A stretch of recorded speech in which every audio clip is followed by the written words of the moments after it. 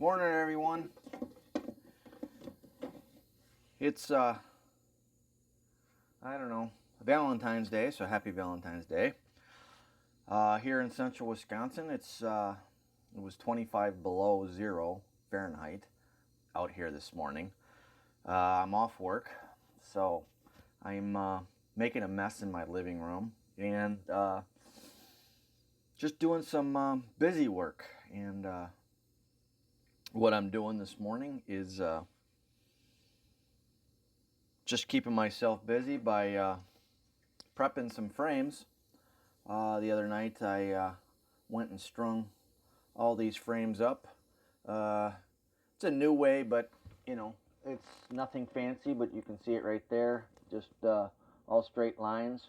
I'm not demonstrating that today, so I'm pretty sure that anybody can figure that out, how to string this up. I got 20-pound test fishing line, and I'm just using straight lines this year. After watching the bees not really enjoy the crisscrossing pattern, where the lines cross each other, they really didn't like that. I decided to just go with straight lines, and I think that'll work just fine. But this morning, I went out to my hives in the back here. I was walking the dog. Just wanted to take a quick look, and mornings like this, it's actually kind of cool because you quickly get an indicator whether your hives are alive or dead, and that's simply by looking at the upper vent hole, if you're using an upper vent hole, and if you have a very, very, very cold morning, and you will see the bees exhausting moisture from their cluster, and frost will appear circling around the vent hole. So when you see frost like that around the opening of your vent hole, you know you have a hive that is still surviving the winter. Like I said, it's February 14th. We still got probably at least another month to go before they can start getting some regular cleansing flights. In another 2 weeks, I'll be checking their stores and putting sugar bricks on them as needed, and then possibly around the 14th of March, I will also be putting on a pollen patty, and that should get them into April. Last year, April 7th, was the first maple bloom where they were able to bring in fresh pollen. So putting a pollen patty on a few weeks before they can bring in natural pollen will be helpful and give them a head start into spring brood production. But again, this morning, all I'm doing is prepping my foundationless frames here. I use they call it a wedge style frame, and it's a removable wedge. Essentially, you can use plastic foundation in here, or you can go foundationless. What I do is this little, and if you hopefully you can see me do this. This little wooden strip simply breaks right out of there. I turn it on end. I don't even need to clean it up. I just snapped it and flipped it 90 degrees. And then I take my gun with, I think I have 1/2-inch staples on it. And give it a few staples. Actually, it's easier if I do it this way. I kind of point the staple down a little bit when I do this, and all you need is essentially 3 staples. And since I missed the first one, I'm going to have to do it again. But that's it. And then I have the wedge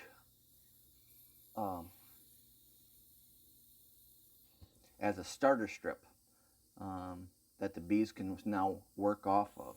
And to give them a little encouragement, I take a little like ounce of wax that I've got, and I just rub the edge of that with a little beeswax. And trust me, that's all you need, because last year they built wax on this with absolutely no problem at all, straight as an arrow. I never had wonky comb, and that was that. And let me show you a little close-up of this.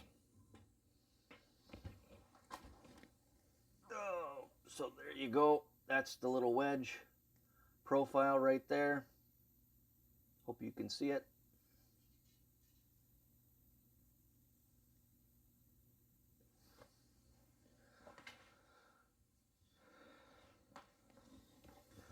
And that is all there is to it. And I put, one of these in a 5-frame nucleus colony. I put 2 of these in a 10-frame box, and I use them for a couple of reasons. Number one, it's good to have the bees always drawing comb. Number two, the bees can decide what they want, whether they need worker comb or whether they need a little bit of drone comb. They do draw a considerable amount of drone comb on there, but this year for my breeding program, I want a lot of drones, and especially on the hives that I might not be. I have my grafting hives, and then I have my my survivor stock breeding hives, and my survivor stock, I want to produce a lot of drones to mate with my mating nukes. So for my honey production colonies, I'm going to be adding 1 or 2 of these, like I said, in those colonies, and hopefully that will stimulate them to produce more drone comb and more drones to go out and breed my mating queens. A lot of people scoff at the idea of especially commercial beekeepers, because they're not interested in